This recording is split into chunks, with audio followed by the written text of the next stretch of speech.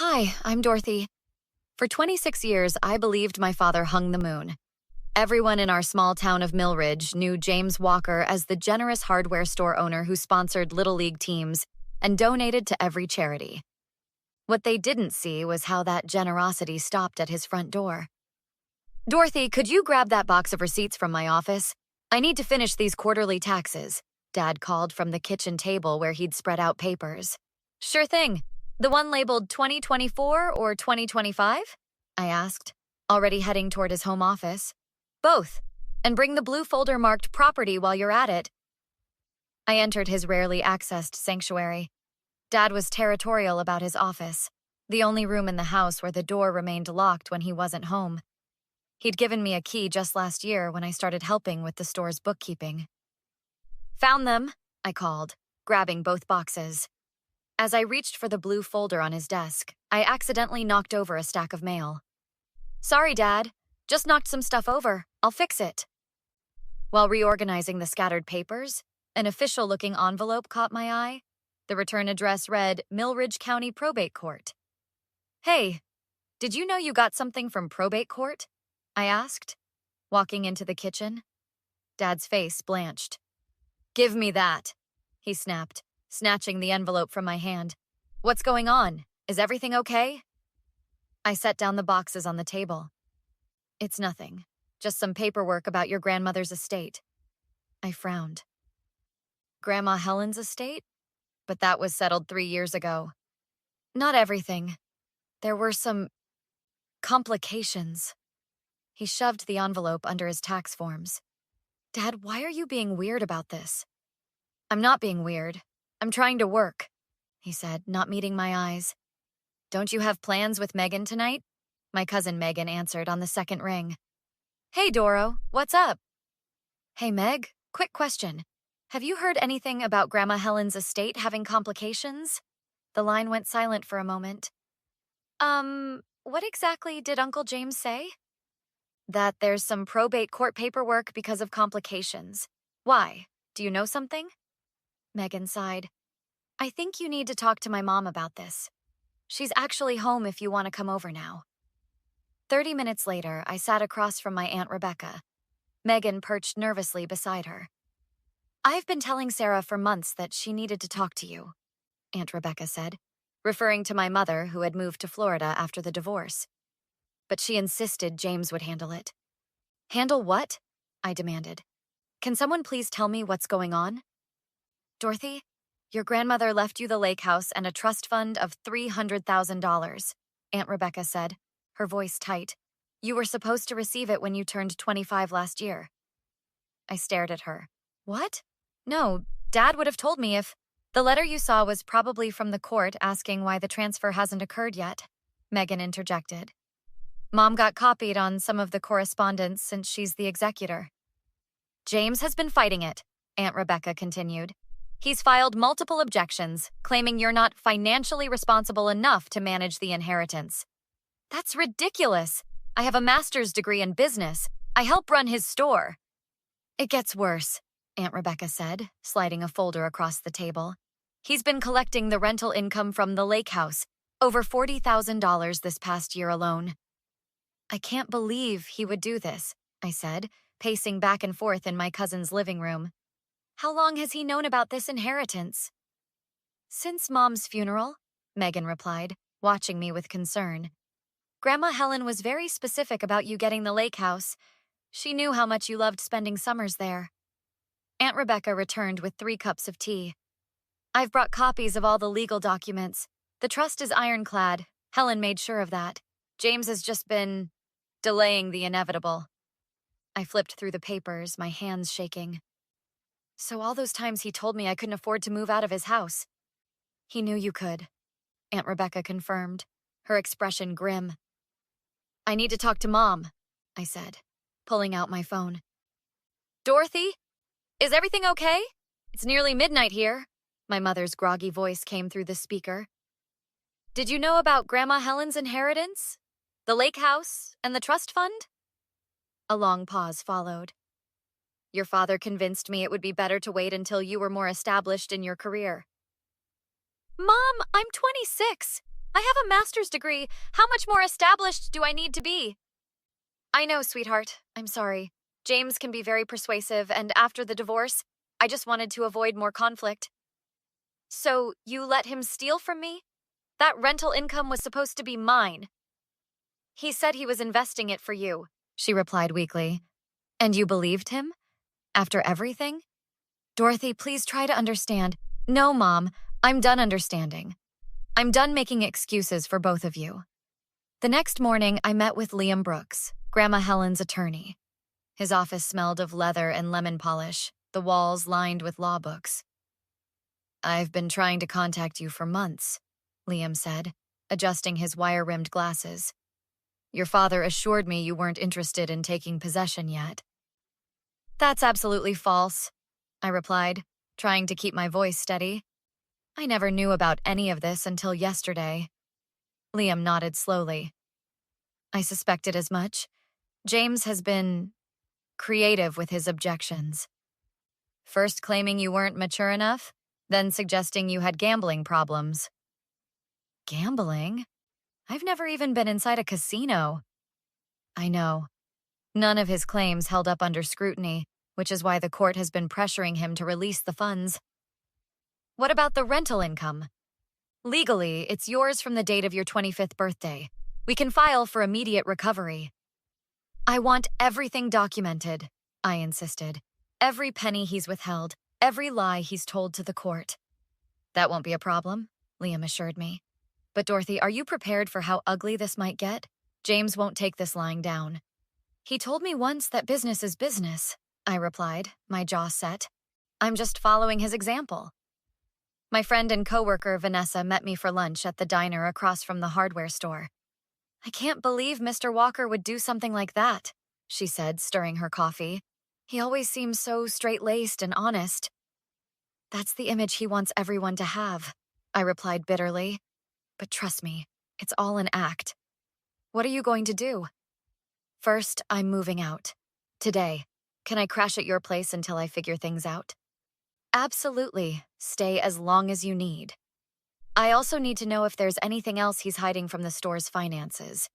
You've worked there longer than me. Vanessa hesitated. Well, there was that thing with the Henderson account.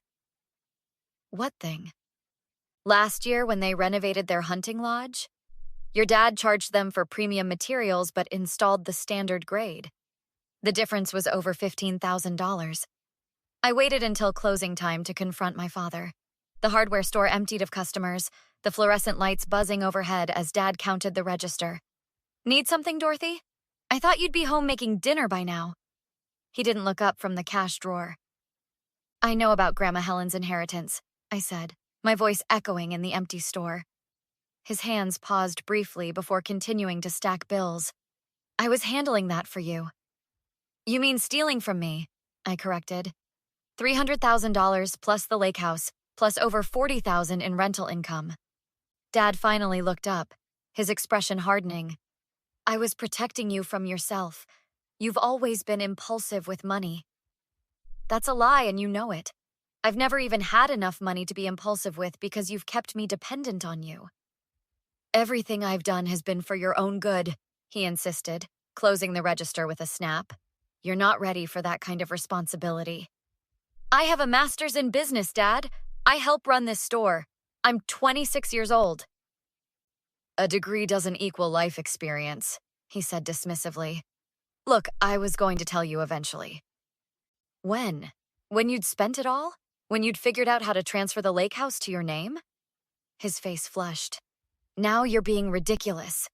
You would never overcharge the Hendersons by $15,000 for their renovation?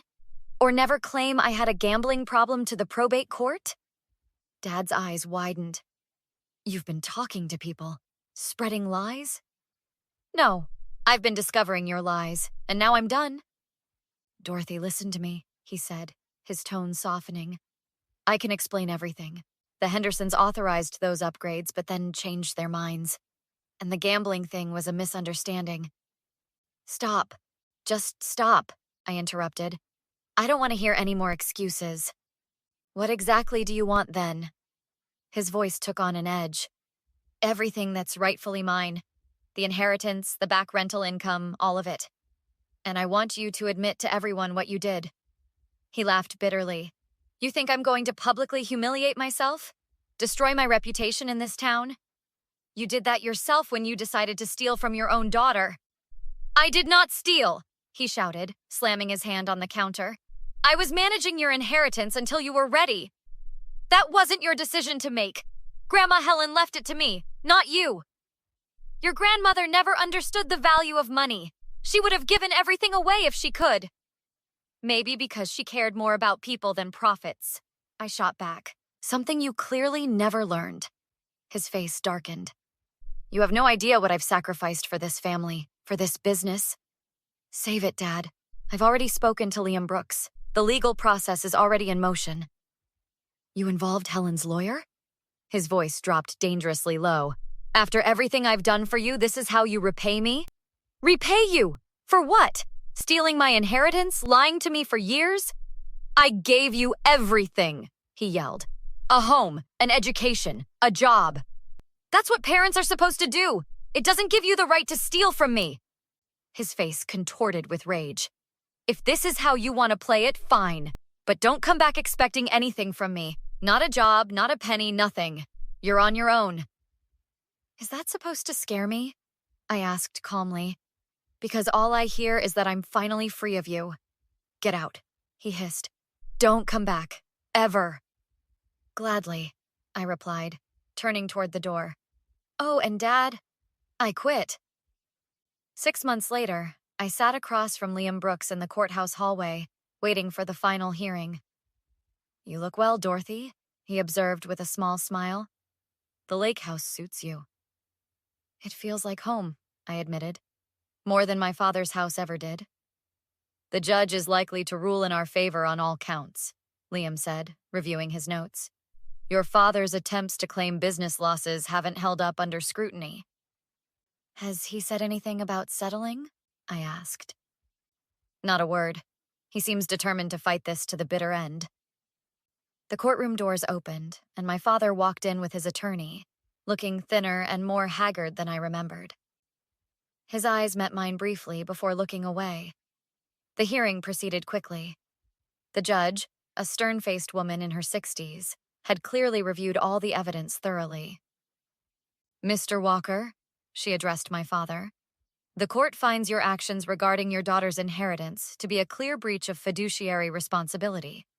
You are hereby ordered to transfer all assets as specified in Helen Walker's will to Dorothy Walker within 30 days, plus all accumulated rental income with interest. Dad stared straight ahead, his jaw clenched. Additionally, the judge continued, the court is referring evidence of potential fraud regarding the Henderson renovation to the district attorney's office for review. Outside the courthouse, Dad approached me as I spoke with Aunt Rebecca and Megan. Dorothy, can we talk? Privately? He looked defeated, his shoulders slumped. Whatever you have to say, you can say it in front of my family, I replied. He sighed heavily. I was wrong. About everything. I convinced myself I was protecting you. But the truth is, I didn't want to let go of the money, of the control of you. It's a little late for apologies, don't you think? I know I can't undo what I've done, he said, his voice breaking. But you're my daughter, my only child. Please don't cut me out of your life completely. You told me not to come back, I reminded him. I'm just following your instructions. I said that in anger. I didn't mean it. But I did, Megan interjected. Dorothy has been happier these past 6 months than I've seen her in years. Dad looked at her sharply. This isn't your business, Megan. Actually, it is, Aunt Rebecca countered. We're Dorothy's family, too, and we're not going to stand by while you try to manipulate her again. I'm not manipulating. Save it, I interrupted. The court has made its decision. Once everything is transferred, we'll have no reason for further contact. Dorothy, please, he begged. I know I made mistakes, but I'm still your father. Biology doesn't entitle you to forgiveness, I replied coldly. You had 26 years to be a real father. Instead, you chose to lie, steal, and control. Those were your choices, and now you get to live with the consequences. 2 weeks later, I hosted a housewarming party at the lake house. Friends, colleagues, and family filled the rooms with laughter and conversation. "You've done amazing things with this place," Vanessa said, admiring the renovated kitchen. "Grandma Helen would be proud." "I like to think so," I agreed. "She always said this place should be filled with happiness." "Have you heard from your dad?" she asked cautiously. "He keeps calling, sending texts, even showed up at the store where I'm working now. The manager had to ask him to leave." "What are you going to do?" "Nothing. His actions, his regrets, they're not my responsibility anymore." Later, as the party wound down, Aunt Rebecca joined me on the deck overlooking the lake. "Your grandmother used to sit right here and say this view was better than any television show," she reminisced. "I remember," I smiled. "We'd watch the sunset together, and she'd tell me stories about Mom and you when you were kids." "She always knew you were the right one to leave this place too," Aunt Rebecca said. "She saw your strength long before you did." "I don't always feel strong," I admitted. "But you are. You stood up for yourself when it would have been easier to give in. That's real strength." I looked out at the golden light dancing on the water. "Do you think I'm being too harsh with Dad?"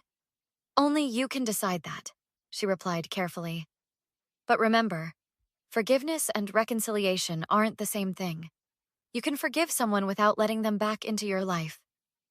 "I'm not sure I'm ready for either one yet." "Then take all the time you need. This is your life, Dorothy. Your terms. No one else's." As the sun dipped below the horizon, I realized that for the first time in my life, I was truly standing on my own. Not as James Walker's daughter, but as Dorothy. Just Dorothy. And that was more than enough. What would you do if someone you trusted betrayed you like my father did? Would you ever be able to forgive them? Share your thoughts in the comments below, and don't forget to like and subscribe for more stories.